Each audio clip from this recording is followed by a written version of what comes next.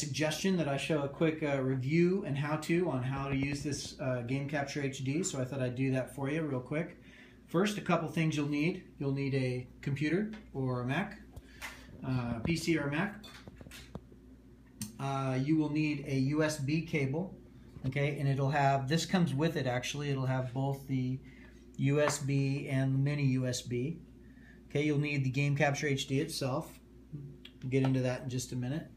You will need an HDMI cable. You will need the Apple dongle. This is if you're using your iPad, of course.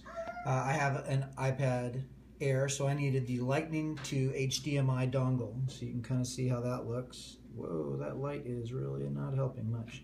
Okay, and of course you'll need an iPad or some other device to hook up to it.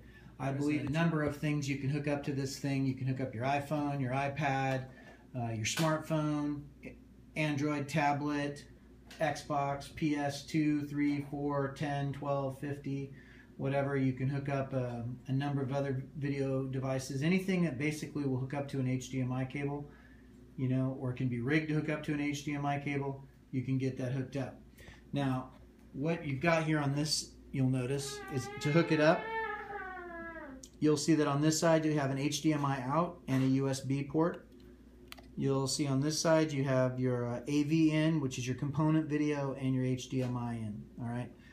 What you're going to want to do is you're going to want to start here. You need the USB cable to hook this up to your computer. Now don't do what I did. I screwed up and I hooked up the HDMI to the HDMI on my Mac,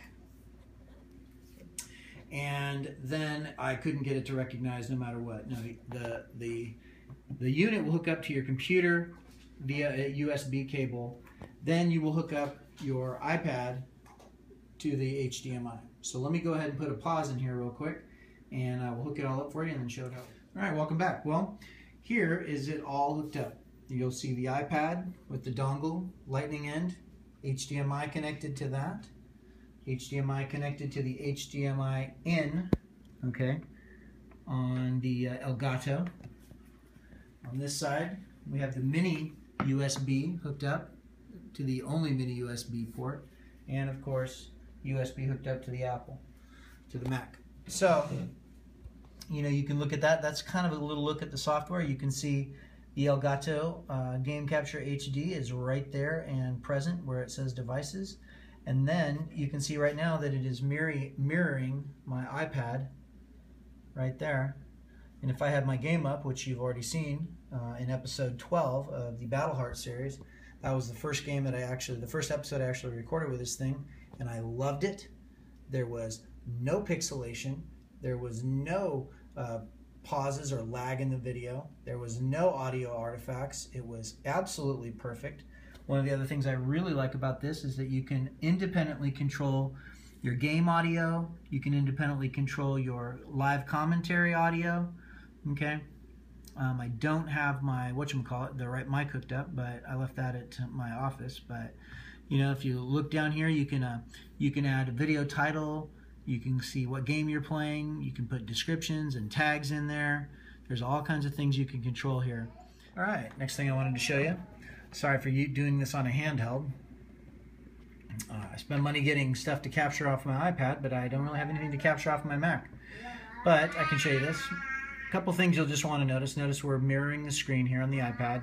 You have a commentary button over here, and you can see the sound levels going because it's hearing my voice from the internal microphone. It's even better to have an external microphone, but if you turn that off, the levels go away. All right, so it took me a few seconds to figure that out, that I needed to turn that on, and now you got your levels going, which is good. And then of course you need to, you know, once you start playing, or before you start playing the game, obviously you're going to hit capture right there. It'll start your recording, and then it'll, you know, you hit capture again and it stops. So it's really not terribly difficult to figure that part out. The only thing you're going to want to do is occasionally look up and make sure that you're actually seeing your audio levels going and seeing it recording. But other than that, it's incredibly simple to do. I'm going to move up here to the edit thing. There's the edit screen. The edit screen, you can see I'm working on. I have a couple takes for some videos that I'm working on.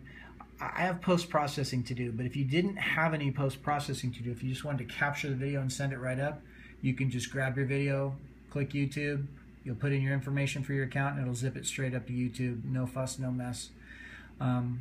What I do is I share the clip, you know, to my movie folder, and then I go in with iMovie and add a few things to it. But that's the easy way to do it. You can also do it in ProRes, which gets it even higher resolution. I still have to read up a little bit about that because I've not done it, but you can share to any of these sources. You can email clips to your friends. You can just send it to your iPhone, your iPad, whatever you want to do. So super simple, super easy device. It gets a very good, clean capture with great video, great audio, 1080p video, and super high quality audio. Zips it all together in a nice package that you can then go import into iMovie or whatever you use, Final Cut, and then do the rest of your processing. So super program. The software is super easy to use. Nothing to figure out here. You know, very little learning curve, and you are up and you are making videos for YouTube. So that's going to be the end of this how-to. If you have questions or comments, please, you know, if you have questions, throw them down in the comments.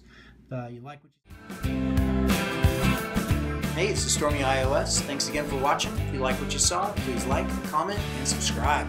See you next time.